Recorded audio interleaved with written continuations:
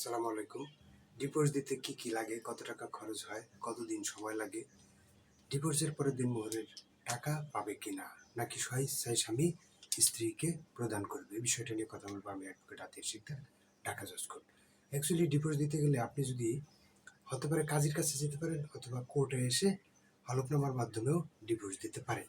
সেক্ষেত্রে ২,০০০ টাকার এফিডেভিট, ২,০০০ টাকার স্ট্যাম্পে এফিডেভিট করেও ডিভোর্স দিতে পারেন। তবে এক্ষেত্রে লক্ষণীয়, যদি কোনো স্ত্রী কোনো স্বামীকে ডিভোর্স দিতে চায় তাহলে কাবিননামায় ক্ষমতা দেওয়া আছে কিনা স্বামী কর্তৃক, সেটা লক্ষণীয়। এ কারণে ডিভোর্স দেওয়ার সময় আপনার অবশ্যই, যদি থাকে, কাবিননামাটা নিয়ে আসবেন। যদি না থাকে তাহলে বিবাহের তারিখটা মনে রাখবেন, দেনমোহর কত টাকা ছিল এটা মনে রাখবেন, আইডি কার্ডটা নিয়ে আসবেন, এক কপি ছবি নিয়ে আসবেন।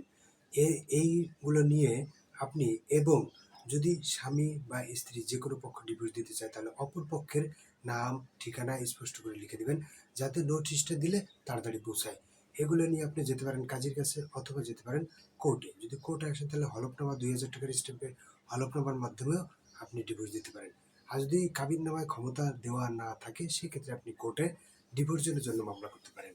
বিষয়টা যদি জানার থাকে তাহলে আমাকে কমেন্টস করতে পারেন। আসসালামু আলাইকুম।